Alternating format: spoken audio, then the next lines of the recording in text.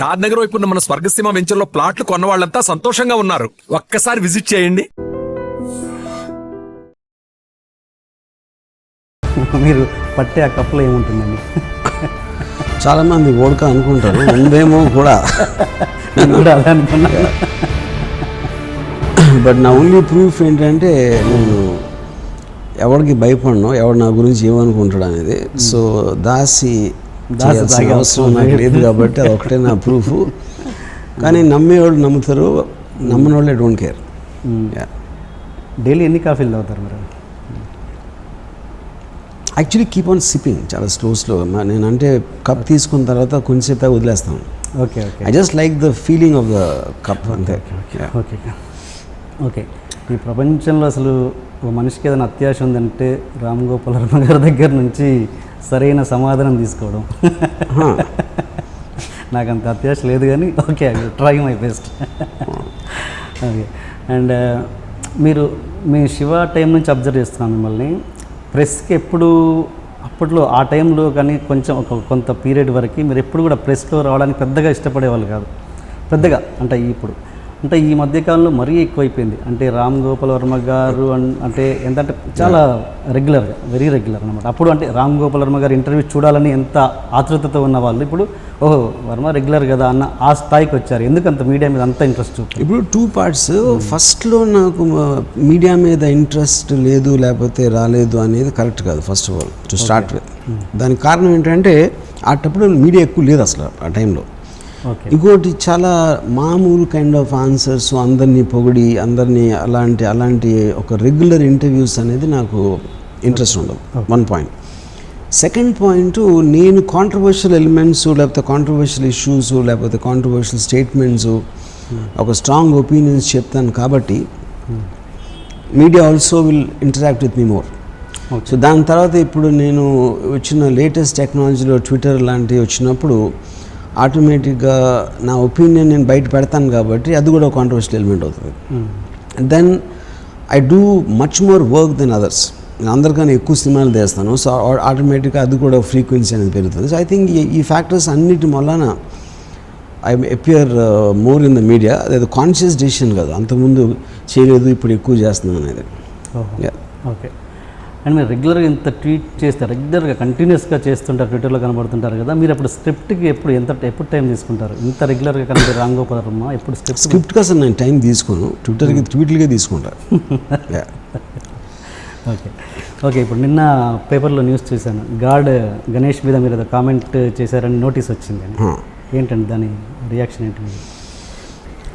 నాకు నోటీసులు వస్తూనే ఉంటాను ప్రతి చాలా మటుకు. అంటే అయితే నేను దేవుడి మీద కొన్ని కామెంట్స్ ఒక 1 year బ్యాక్ ఇప్పుడు చేశాను. ఒక అల్ఖైదాకి తాలిబాన్ కన్నా పెద్ద టెర్రరిస్ట్ అంటే కన్న కొడుకుని తలనరికి చంపేసినోడు అనేది. సో అది okay. And I understand what the law is. And ఎవరైనా ఎవరి మీదైనా కేసు పెట్టచ్చు. ఇన్ఫ్యాక్ట్ ఈ పర్టికులర్ కేసు మీరు ఏం చెప్పారు, ఆ సెక్షన్ రిపీల్ చేశారు. ఇప్పుడు అసలు సెక్షన్ లేదు, అది 66A. Okay okay. అంటే నేను అనేది ఏంటంటే మీరు హిందూ మతం దేవుడి మీద మీకు ఎందుకు అంత ఇది, అంటే మీరు ఇంతే ధైర్యంగా మీరు ఇస్లామిక్ మీద లేదా క్రిస్టియానిటీ మీద చేయగలరా? ఇంత ధైర్యం నేను చాలాసార్లు చేశాను. అల్లా మీద చేశాను, మసిల్స్ లేని దేవుడిని చేస్తున్నారు కదా గణేష్. అల్లా అనేది ఫామ్ లేదు, అల్లాకి సంబంధించి స్టోరీస్ లేవు. అప్పుడు నాకు చేయడానికి ఏమీ లేదు. హిందువులో కొన్ని లక్షల కథలు ఉన్నాయి. బాలాజీ ఎందుకు వచ్చాడు కిందకి, గణపతి ఎందుకు చేసాడు, ఎవరు ఏనుగు షేప్లో ఎందుకు ఉన్నారని కొన్ని 100 ఉన్నాయి చేయడానికి. ఇస్లాం మీద చేయడానికి అసలు ఏం దొరకదు అసలు. ఎందుకంటే బికాజ్ ద రిలీజియన్ కన్స్ట్రక్షన్ వేరుగా ఉంటుంది అది. సో ఉంటే దాన్ని కూడా చేయడానికి రెడీ 100%. చాలా చేశాను కూడా, చేయలేదని కదా. ఎక్కువ ఉండేది దానికి కారణం ఇది, ఇక్కడ మటీరియల్ ఎక్కువ ఉంది కాబట్టి. Okay okay.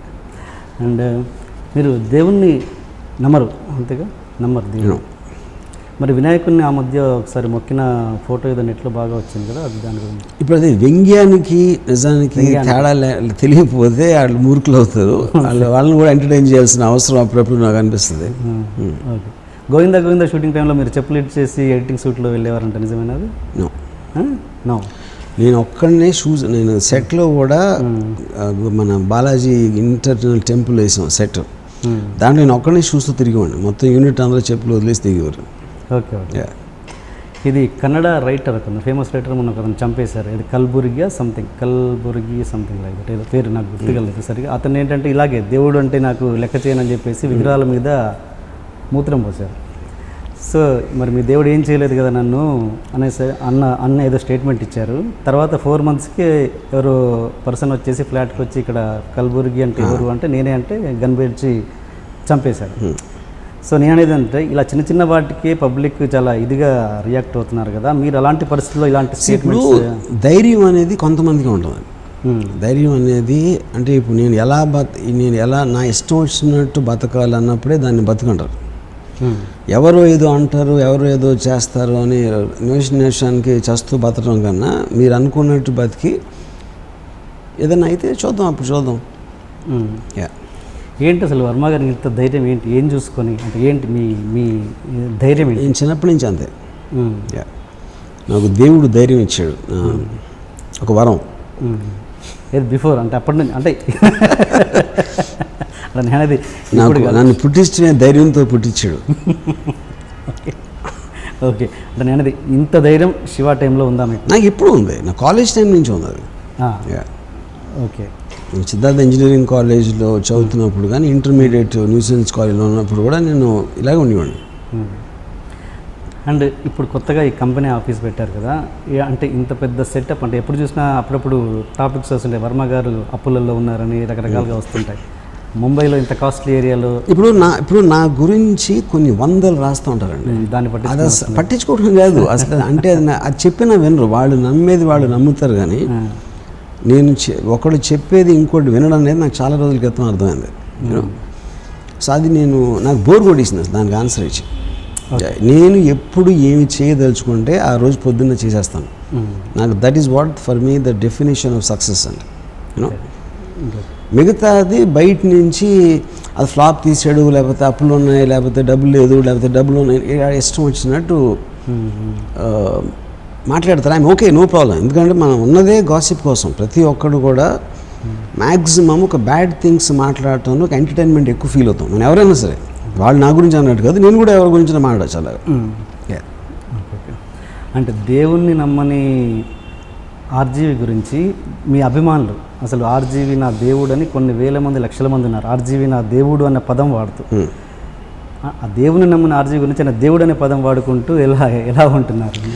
అది వాళ్ళు ఇప్పుడు చాలామంది ఒక ఫాలో అవ్వటం అనే ఒక సైకాలజీలో ఉంటారు.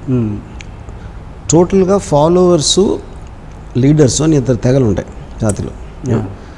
ఫాలోవర్స్ అనేది ఒక మైండ్ సెట్ ఉండదు, ఏదో ఒకటి ఆ దేవుడిని ఫాలో అవ్వచ్చు, ఒక థాట్ ఫాలో అవ్వచ్చు, ఒక ఇజంని ఫాలో అవ్వచ్చు, లేకపోతే ఒక పొలిటికల్ లీడర్ని ఫాలో అవ్వచ్చు, లేకపోతే ఫ్రెండ్స్ గ్రూప్లో ఒక పర్టికులర్ ఫ్రెండ్ ఎక్కువ మంది నమ్ముతారు.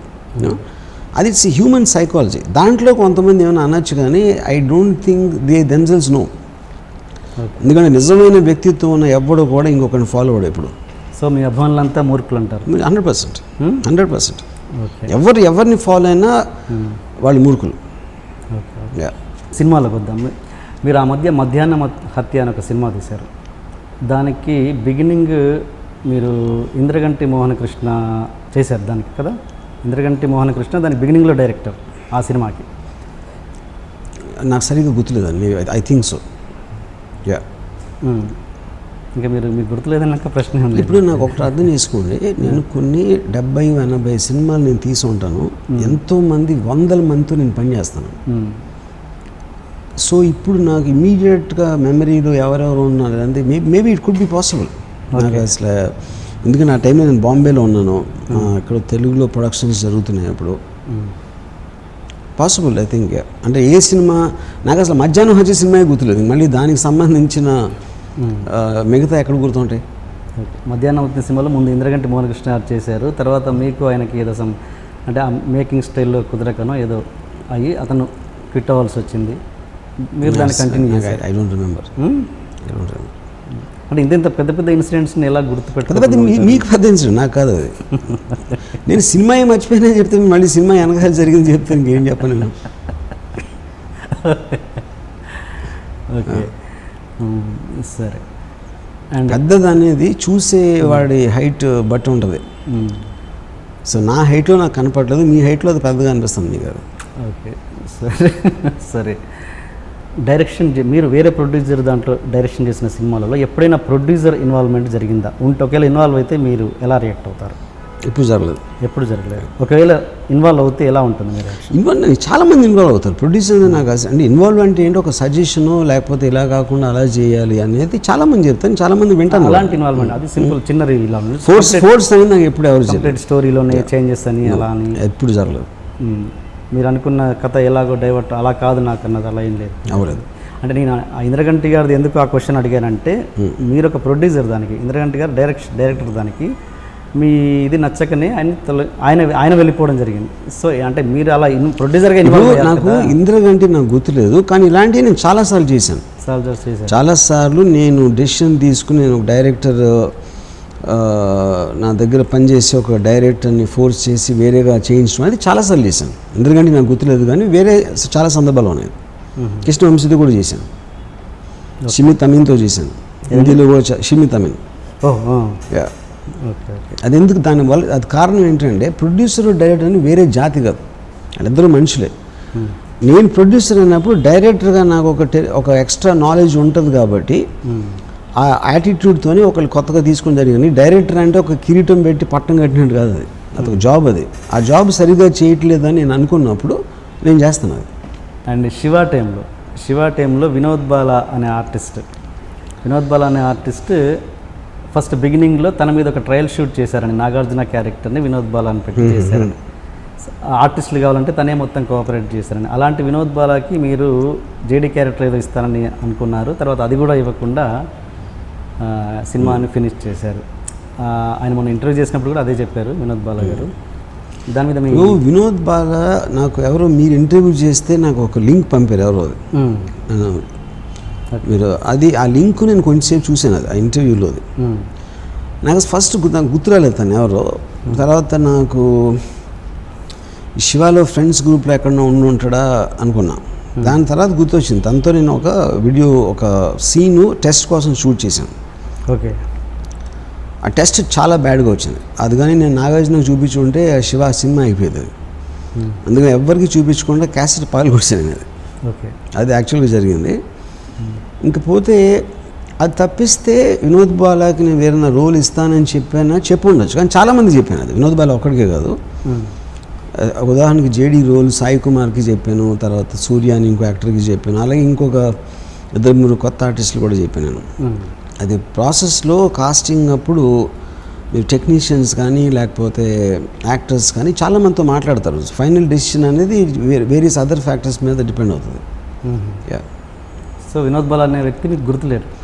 నాకు గుర్తులేదంటే అది చెప్తున్నా. నాకు ఆ సీన్ తీసిన ఇన్సిడెంట్ గుర్తుంది, ఎవరితో తీసిన అనేది నాకు ఐడియా లేదు. సో ఆబ్వియస్లీ తను చెప్పాడు కాబట్టి ఆ ఇంటర్వ్యూలో ఇట్ మస్ట్ బి హిమ్.